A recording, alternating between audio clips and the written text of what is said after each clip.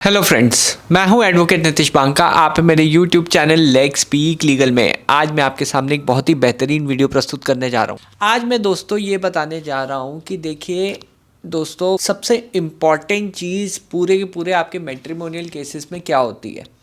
सबसे इम्पॉर्टेंट चीज़ होती है मेंटेनेंस, यानी गुजारा भत्ता।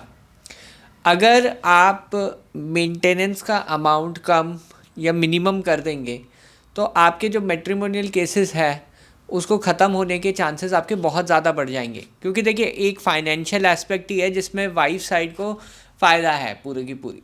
वो अगर फाइनेंशियली आपको वीक कर देगी तो वो सालों साल केस चला सकती है। ऐसे में तो आपका जो मेन कंसंट्रेशन है, आपका जो मेन ऑब्जेक्टिव ये होना चाहिए कि मेंटेनेंस को कम से कम करें और हो सके तो ज़ीरो कर दें। तो इसलिए आज मैं आपके सामने पेश करने जा रहा हूँ अपनी ज़ीरो मेंटेनेंस स्ट्रैटेजी, जो कि अभी हमने ऑनरेबल सुप्रीम कोर्ट में इम्प्लीमेंट की थी, जिसमें लाइव केस लॉ एग्जांपल आपको दूंगा कि कैसे मेंटेनेंस जो है बिल्कुल खारिज हो सकती है, ज़ीरो हो सकती है जब आप ढंग से केस लड़ेंगे। देखिए, अगर आपको मेंटेनेंस ज़ीरो करनी है या कम करनी है तो आपके लिए दो एस्पेक्ट बहुत ज़्यादा इम्पॉर्टेंट है। एक, एजुकेशनल क्वालिफिकेशन आपकी वाइफ की। What is the educational qualification of the wife? वो क्या एमएस है या कोई अच्छी एजुकेशन है उसके पास, वाइफ के पास, और वो कमा सकती है और कमा नहीं रही है, पहले कहाँ काम करती थी और अभी कहाँ काम करती है। ये एक इम्पॉर्टेंट एस्पेक्ट है जिससे मेंटेनेंस जो है आपकी बिल्कुल ज़ीरो भी हो सकती है, कम हो सकती है, ख़त्म भी हो सकती है। तो ये एस्पेक्ट को जानने के लिए ये मैं वीडियो बना रहा हूँ। अब देखिए, आप में से कई लोगों को पता भी नहीं होगा कि आपकी वाइफ कहीं पे कार्यरत है। अगर आपको नहीं पता है तो आप खुद पता कीजिए या फिर कोई डिटेक्टिव एजेंसी हायर कीजिए जो पता लगाए आपके बिहाफ पे कि आपकी वाइफ जो है, एटलीस्ट कंपनी का भी नाम अगर आपको पता है तो आपका काम हो जाएगा। अगर आपको पता है कि आपकी वाइफ यहाँ पे कार्यरत है या फिर पहले वो काम करती थी, वो डिटेल्स आपको पता होनी चाहिए कि वो पहले कहाँ कार्यरत थी और कितना कमाती थी उस टाइम पे। तो ये चीज़ बहुत इम्पॉर्टेंट है जब आप मेंटेनेंस के लिए आर्ग्यू करते हैं, खासकर इंटरिम मेंटेनेंस के लिए। क्योंकि इंटरिम मेंटेनेंस अगर आपके ऊपर बहुत ज़्यादा बन गई तो पूरा केस अगर चल रहा है तो सारा का सारा बर्डन आपके ऊपर आएगा, दूसरी पार्टी कभी सेटल नहीं करेगी और आपके केसेस भी बहुत ज़्यादा लंबे चलेंगे। और अगर आपके बच्चे हैं तो बच्चों के केस में तो मेंटेनेंस लगता ही लगता है। खैर, वो बहुत रीज़नेबल होता है, पर जो भी है वाइफ साइड का जो मेंटेनेंस है वो अवॉइड करने के लिए मैं आज चीज़ें बता रहा हूँ। तो अगर आपको कंपनी का नाम पता है या फिर वो कहाँ पे कार्यरत है तो आपका काम बहुत आसान हो जाएगा।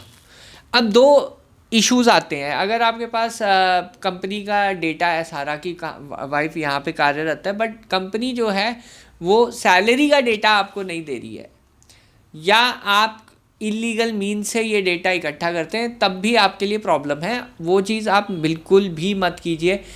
तो होता क्या है, जब आप इलीगल मीन से डेटा इकट्ठा करके कोर्ट के अंदर डाल देते तो वाइफ साइड क्या करती है, वो पूरा का पूरा डेटा जो है डिनाई कर सकती है। वो बोल देगी मेरी कंपनी का डेटा नहीं है, इसने फोर्ज एंड फैब्रिकेट किया है और इसके पास कैसे आया पहले ये एक्सप्लेन करे कोर्ट को। तो यहाँ पे जो इम्पॉर्टेंट एस्पेक्ट है कि कहाँ से वो सैलरी का जो डेटा है वो मिलेगा, उसके लिए प्रोविज़न है, लॉ में ही प्रोविज़न है। वो है 91 CRPC या 94 BNS की एप्लीकेशन। जब आप 91 CRPC या 94 BNS की एप्लीकेशन डालते हैं कोर्ट के अंदर, तब कोर्ट उसे कंसिडर करता है। कोर्ट कंसिडर करने के बाद उस पर ऑर्डर करेगा कि ये जो डेटा है, ये जो सैलरी स्लिप्स हैं या फिर सैलरी का डेटा है, वो कंपनी से पूरा मंगवा लिया जाएगा। जब वो कंपनी से पूरा आ जाएगा तो वो एक तरीके से जेन्युइन रिकॉर्ड माना जाता है। उसको वाइफ साइड बिल्कुल डिनाई नहीं कर सकती। पहले तो वो कोर्ट वाइफ साइड से पूछेगा जी आप यहाँ पे काम करते हो या नहीं करते हो। अगर वाइफ साइड मना कर देती है तो फिर कोर्ट समन कर सकता है वो सारा का सारा रिकॉर्ड। जब वो रिकॉर्ड सारा आ जाता है वो कंसीडर भी किया जाता है और अप्लाई भी होता है। तो आपको सिर्फ और सिर्फ एक चीज़ की ज़रूरत है, आपको ये पता लगाना है कि आपकी वाइफ जो है कहाँ पे कार्यरत है। तो जो अभी लाइव केस एग्जांपल जो मैं ऑनरेबल सुप्रीम कोर्ट में शेयर कर रहा हूँ, उसमें यही हुआ था कि हस्बैंड साइड ने खुद जो है इनिशिएटिव लेके ये सारा का सारा RTI के थ्रू उसने ITR वगैरह ये सब चीज़ें मंगवा ली थी और कोर्ट के सामने रख दी थी कि जनाब ये मेरी वाइफ झूठ बोल रही है कि वो काम नहीं करती है। उसने जो है इनकम एफिडेविट में जानबूझ के लिखा हुआ है कि वो कुछ नहीं कमाती है, बट वो जो है कार्यरत है और ये सारा का सारा रिकॉर्ड मैं आपको दिखा रहा हूँ। ऑल्दो निचली अदालत में वाइफ साइड ने ये सब रिकॉर्ड को मना कर दिया था, बट जब बात ऑनेबल सुप्रीम कोर्ट तक पहुंची तो वो मना नहीं कर पाई वो रिकॉर्ड को। उसको एडमिट करना पड़ा कि वो सारा रिकॉर्ड उसी का है और कोर्ट ने, ऑनेबल सुप्रीम कोर्ट ने उसकी मेंटेनेंस पूरी की पूरी रद्द कर दी। ये लाइव केस एग्जांपल दे रहा हूँ जो मैंने अभी लड़ा है ऑनेबल सुप्रीम कोर्ट में। तो आपको इम्पॉर्टेंट चीज़ ये है कि आपको सही तरीके से रिकॉर्ड मंगाना है, सही तरीके से प्रेजेंट करना है, तभी जो है मेंटेनेंस ज़ीरो हो सकती है। इसके लिए मैंने एक आर्टिकल भी लिखा है, आप डिस्क्रिप्शन बॉक्स में लिंक जो है चेक कर सकते हैं। वो पूरा का पूरा आर्टिकल और केस स्टडी मिल जाएगी। यूज़ कीजिए अपने केस को और बेनिफिट होगा आपको। सारा मैं वीडियोस बना रहा हूँ, केस स्टडीज़ बना रहा हूँ, उससे आपको हेल्प मिलती है या नहीं मिलती है कमेंट ज़रूर कीजिएगा। बहरहाल वीडियो देखने के लिए बहुत बहुत धन्यवाद। Thank you very much.